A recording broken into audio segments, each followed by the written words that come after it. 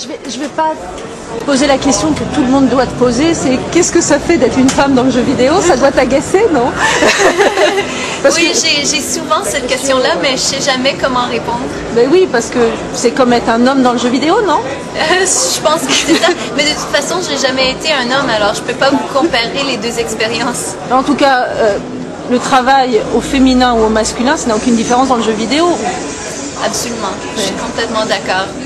Et est-ce que vous n'avez pas marre que chaque fois qu'un jeune homme sort d'ici, il ne parle pas d'assassin, mais il parle de qu'est-ce qu'elle est belle, Jade, et tous les journalistes hommes sortent en disant qu'ils sont envoûtés. Ah mais si, mais est-ce qu'elle est célibataire? Dites-lui que je l'aime, son numéro de téléphone. Voilà, on n'entend rien d'assassin, on entend que Jade, qu'est-ce qu'elle est belle. Ah bon, nous on n'est pas jaloux, ça va, mais quand même. Mais c'est un superbe compliment pour moi, mais en même temps, c'est pas le focus et en fait, je préférais, si c'est vrai, que ça serait le jeu qui soit discuté. Voilà, c'est un peu ça. En tout cas, là, on a un très bel héros. Hein. Enfin, nous, en tant que femmes, on trouve qu'il est magnifique. C'est une vraie personne ou il est complètement d'une imagination féminine ou masculine? Je ne sais pas. En fait, pour plusieurs personnages dans le jeu, même pour la foule, on a fait un super grand casting. Puisqu'on a tellement de détails maintenant dans les jeux vidéo, on a commencé par modéliser des personnes d'imagination et tout ça, mais il n'y avait pas la touche qu'il fallait pour avoir le sentiment que, le niveau de détail, le sentiment que c'était vraiment des vraies personnes. Alors on est allé chercher dans la vraie vie pour l'inspiration et on a pris des photos super haute résolution. Et en fait, l'assassin est basé sur une vraie personne. Donc il existe. Oui. Ça, il va devenir notre fantasme à nous. Tu es le fantasme des journalistes masculins et nous, c'est Assassin qui va devenir le nôtre, c'est bien. Moi, je suis très très heureuse. Alors, qu'est-ce que tu pourrais dire justement aux femmes qui souvent, si elles ne sont pas des joueuses depuis de longues années, ne vont pas forcément vers ce type de jeu? Qu'est-ce que toi, en tant que femme, tu pourrais leur dire si jouer, ça peut correspondre à une fille, quoi? Ça, c'est une question assez difficile parce que moi, comme joueur, j'ai peut-être, si on catégorise les femmes et on dit les femmes aiment tel type de jeu, déjà, je suis pas vraiment certaine d'être capable de dire quel type de jeu parce que personnellement, j'ai toujours aimé des jeux de fête, des jeux... Nous aussi. Toutes sortes de jeux qui ne seraient pas catégorisés comme ça. Et dans mon avis, s'il y a un jeu de qualité qui a été bien balancé, qui a été bien fait, ça va être apprécié par tous les gamers. Alors, je pense, de ce point de vue-là, les femmes qui aiment bien les jeux vidéo vont adorer ce qu'on a fait dans l'Assassin. Mais est-ce que les femmes, justement, qui n'ont pas encore passé ce cap du jeu vidéo, est-ce qu'elles peuvent venir au jeu vidéo grâce à une histoire telle que Assassin? Avec Assassin, c'est vraiment un objectif et c'est ce on se concentre sur ça maintenant au studio, c'est de le rendre accessible et s'assurer qu'il y a un bon cours d'apprentissage et de difficulté au début du jeu sans enlever tout le rush et tout l'excitement. On veut vraiment jumeler les deux, l'excitement et l'accessibilité au début du jeu pour s'assurer que même des gens qui jouent pas souvent au jeu, que ce soit des femmes ou des gens que peut-être c'est la première jeu sur la nouvelle console qu'ils vont acheter, eux aussi ils vont être capables de s'amuser.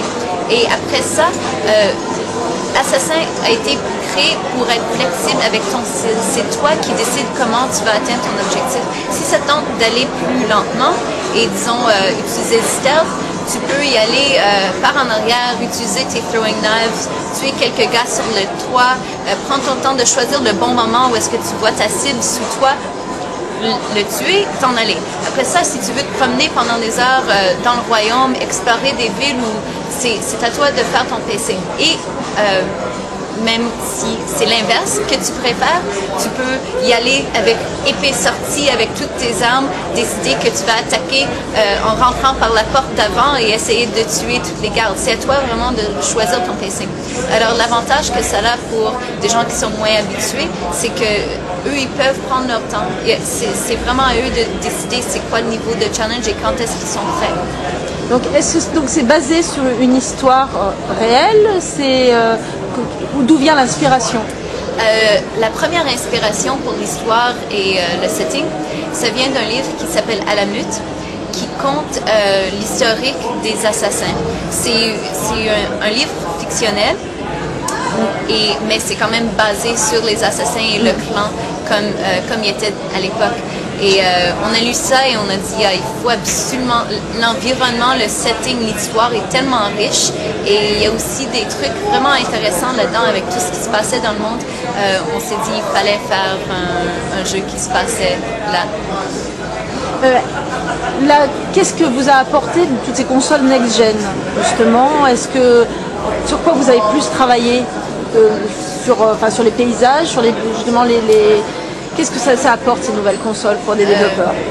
Pour nous, on a vraiment fait plein de trucs qui n'auraient pas été possibles avant. Un, c'est la liberté. Alors, vous allez voir des immenses villes. Ça, c'est tout modélisé à la main, basé sur les vraies villes comme Jérusalem. On s'est basé sur des plans du ville autant. Alors, on peut faire du tourisme même. Mais en plus de ça, c'est tout interactif. Et ça n'aurait jamais été possible dans les vieilles générations. Avoir des villes de cette taille, avec le niveau de détail et la possibilité d'aller absolument où on veut. Après ça, on a aussi mis beaucoup d'efforts dans l'AI. Ça, c'est l'autre chose que maintenant qu'on a des machines plus powerful, costaud, oui. Plus costaud. On peut se permettre de vraiment virer fou, avoir 150 personnes sur l'écran en même temps, toutes qui font des choses intéressantes et qui créent des nouvelles situations de gameplay.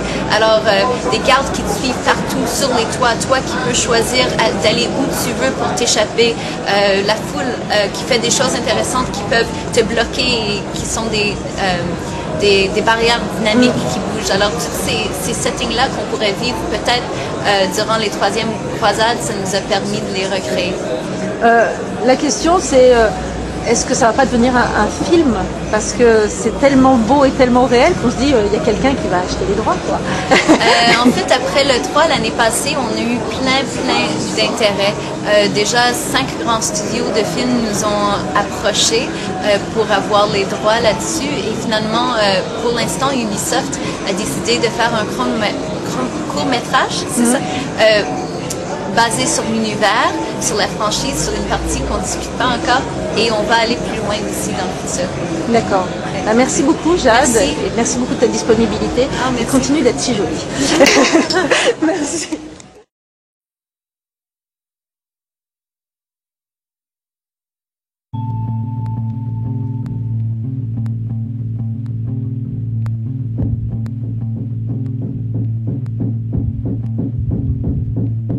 God knows your lonely souls.